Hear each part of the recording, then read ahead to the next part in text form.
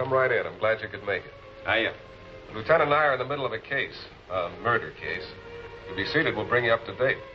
Thank you very much. The coroner's office is sending the photographs right over. Fine.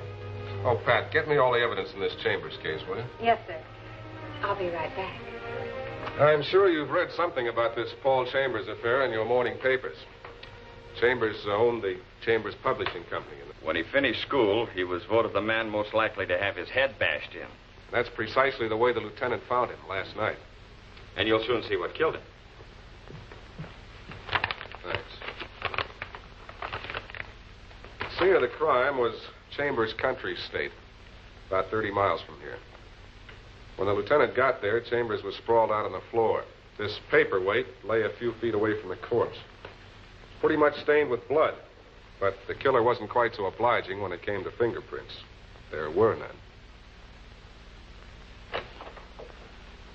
Just when I was figuring on a nice, quiet evening alone. I'm sorry we're late, Evans. Patricia wouldn't let me drive fast on these icy roads. Body's on the way at the morgue, Chief. Fingerprint boys just got out. Is that the murder weapon? Can be a very handy little gadget at times. I suppose you know what this means. The murder was probably unpremeditated. How do you figure that out? Well, whoever was in this room with Chambers tonight didn't come here with the intention of killing him. If he had, he would have brought along his own weapon. Then the murder must have been the result of some argument. Brilliant.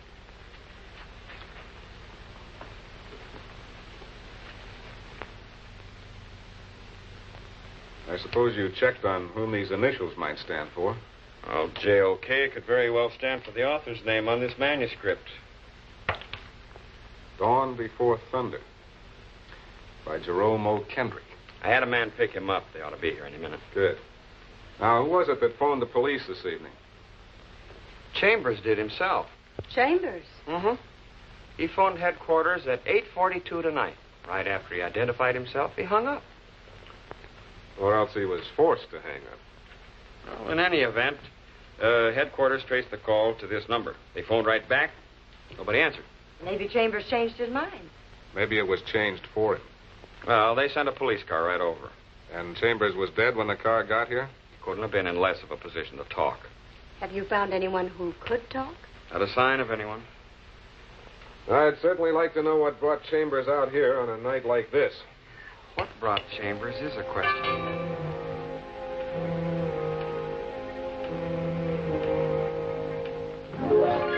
Look who's here. All right, dearie, you don't have to be so physical. What's going on? Look what I found, Lieutenant. Our first suspect. I know this looks very suspicious, Lieutenant. Granted. Come on.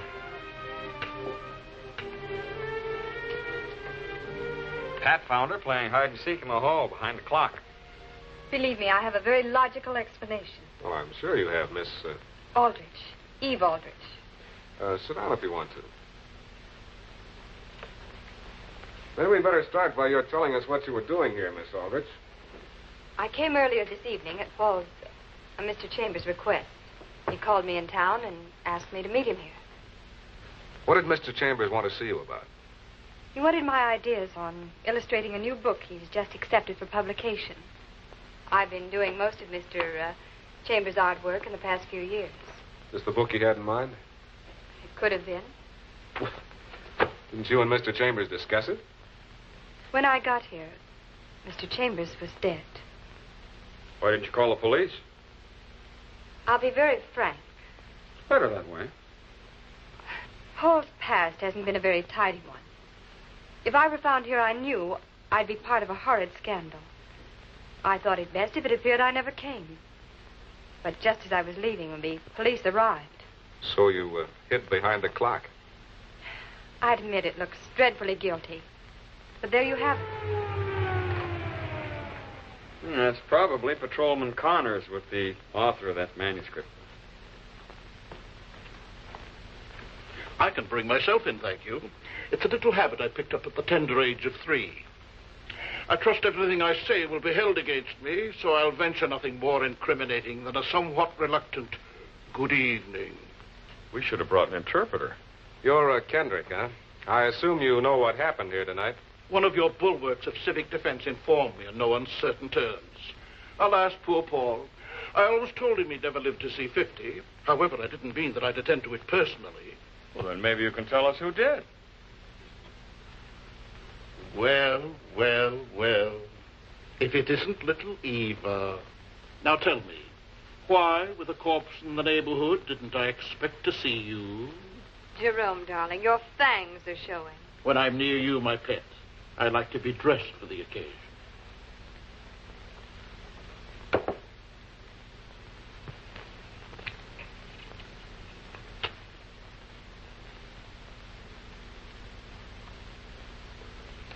What a clever way you have of letting me know that you picked up my matches at the scene of the crime.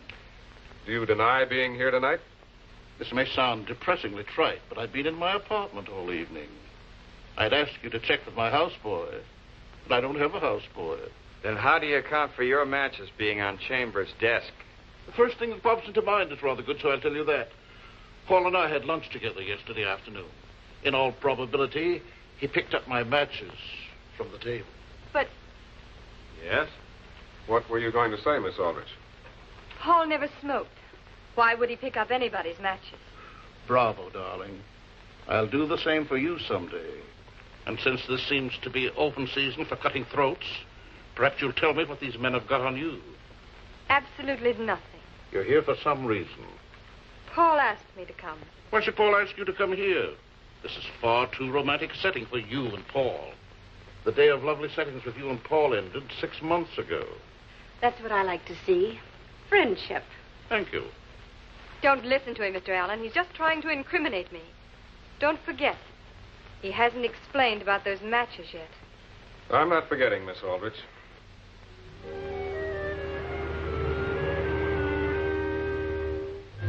Police, huh? Oh, we just want to ask a few questions, Faber. I want to ask you about your boss, Paul Chambers. Oh, yeah, Chambers. I guess he's pretty sore, all right, about the new car getting all cracked up. But it wasn't my fault. The car skidded. That can happen to any chauffeur, even the best of them. Chambers won't find out about the car or anything else. What do you mean? You'll find out, all right. Chambers was killed tonight. Killed. But I don't get it. Or don't I? You know, I kind of thought something was fishy. Him wanting me to take him way up there on a night like this. What time did you reach the estate tonight? Somewhere around 8, I think. What made you leave? Oh, I guess Chambers didn't want me around. He told me to go into town and take in a movie. You, recognize this? Yeah, sure. It's mine. Smashed when your car cracked up. Look at the time. 5 after 9. So what? Chambers phoned the police about 8:42. We have reason to believe that the murderer was with him then. Still don't know what you're getting at. If, as you say, you left before the murderer arrived, that means you must have been gone before 8:42. Okay, I'll buy that. So maybe I left at 8:32. Still, so what? Then it must have taken you from, say, 8:30 to 5 minutes after 9 to get from the estate to where your car smashed up. That's over half an hour to do 2 miles driving. Oh, I took it slow. How slow can you get? Was your relationship with Chambers a friendly one? Sure. Well, we weren't exactly buddies, no, but yeah, we got along swell. Fine. Well, we'll keep in touch with you. Don't run away. I'll be around. You know, sometimes the best way to ascertain a relationship between a murder victim and a suspect is to examine the dead man's effects. That's right. Last night, when we looked through Chambers' apartment, we found plenty. A flock of IOUs, all signed by Faber. Faber had been borrowing money from his boss. If you ask me, Chief, it's an open and shut proposition. Chambers pressured Faber for the dough. Faber killed him. Well, aren't you forgetting, Lieutenant, that we also found this in Chambers' apartment? PC. Be at your summer estate Friday night, February 12th, 8:30 p.m. If you want your past to remain a secret, don't notify the police. Come alone, I'm serious. If you'll recall, when you dropped in a while ago, the lieutenant and I were examining some newspaper clippings. We found out plenty about Chambers' past. 11 years ago, he served a 4-year stretch for embezzlement. Then after he's released, he changed his name to Chambers and started life all over again. Prison record is something a prominent publisher might want to forget. Well, I think that brings us all up to date on the case. Excuse me, Mr. Allen. Here are the photographs the coroner called you about. Good. These may hold the key to the entire solution. And Charlie Faber has arrived. Oh? It's a little early, isn't he? Have him wait. And use him to separate Jerome and little Eva when they get here. Yes, sir. Yes. This supplies all the evidence I hoped it would.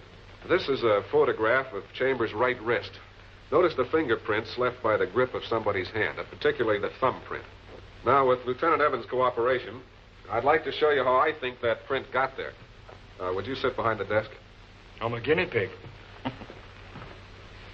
Now, I'm the blackmailer. Evans, you're Chambers. Oh, fine. I'm a dead guinea pig, no less. I've just finished threatening you. You don't like it. You call the police. Okay. Well, go on. Pick up the phone. Yes, sir? We're just acting, Miss Kelly. Naturally, my first impulse is to stop you. So I grab your wrist, like this. Notice that my thumb is on the outside of Evans' wrist. But if you recall the photograph, the thumbprint was on the inside of Chambers' wrist. Then whoever stopped Chambers from finishing that telephone call must have been left-handed. Certainly looks that way. All we have to do is to figure out which one of our suspects uses his left hand. I know already that one of them does. Hmm? I found it out from these matches. Look at them. Huh? A right-handed person invariably pulls off a match from the right side of the pack, like this. Likewise, a left-handed person pulls them off from the left side. You'll notice that all the matches that have been removed were removed from the left side of this pack. Then Kendrick must be the guilty one. Perhaps. But he's the only one of our suspects that doesn't have a motive. That's what I'm going to find out right now. Pat, have all of them arrived? Yes, Mr. Allen, all three. Good. Send them in. I think I'll have something for you in a little while. Here they are, Mr. Allen. Miss Aldrich, you sit there. Faber next to Miss Aldrich. Goes without saying where I sit. Now, I've called you all in because I think you're interested in learning who killed Paul Chambers. Evans, give him those pads and pencils. In a moment, I'll tell you why. I'm going to read you a letter. Listen carefully because I'll read it just once. Then I want you to write down that pad what I've read as best you can. Sign your name.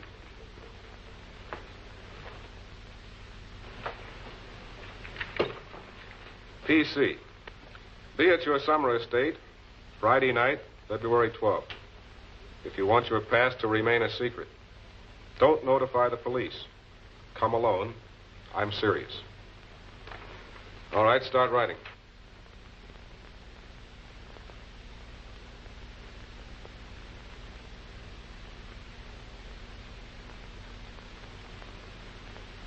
Hey, even Kendrick is using his right hand.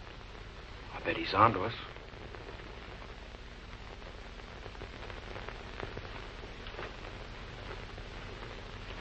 This takes me back to elementary school. Sometimes, Mr. Kendrick, the solution to a complicated murder case is an elementary one. Now, I know you're all wondering why I asked you to write those messages. I had thought that one of you would use either his or her left hand. Apparently, I was mistaken. Oh, Kendrick. Thank you. And now that you've succeeded in making me tip my hand, as it were, just what have you proven? That it was you who stopped Chambers from completing his phone call to the police last night. That's ridiculous. I have a photograph of your prints on Chambers' wrist. I could book you on suspicion of murder on the strength of it. I can show you the photograph if you want. Never mind, Alan. I'll tell you what happened. Then you finally do admit that you were with Chambers last night. As I told you before, Chambers and I had lunch together the previous afternoon. We did discuss my novel, but Chambers didn't accept it. You mean he turned it down?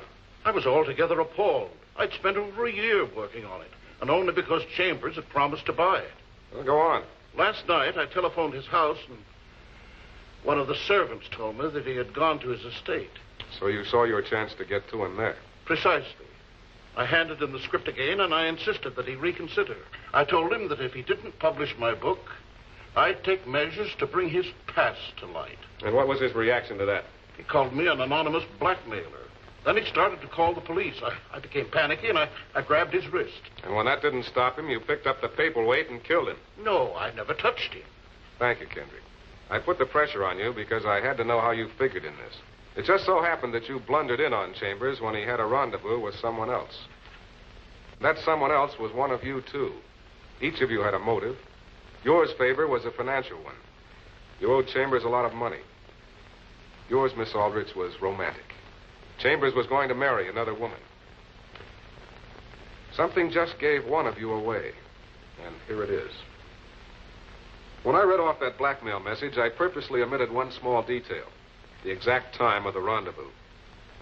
The murderer knew that time and subconsciously wrote it down, even though I hadn't mentioned it. Yes, Miss Aldrich. You arrived at the estate about 8:30. Kendrick was with Chambers, so you hid until he left. Then you confronted Chambers. You threatened him. Unless he gave up the other woman, you'd reveal his past. He refused. Then, in a fit of jealous rage, you hurled the paperweight at him. You didn't know that a police car was on its way to apprehend you as you left the estate. You didn't know when you filled in the missing hour that you were signing your own confession. All right, Evans, take her away. It was nice of you to drop in. There'll be another case before you, a public prosecutor, soon. We'll expect to see you then.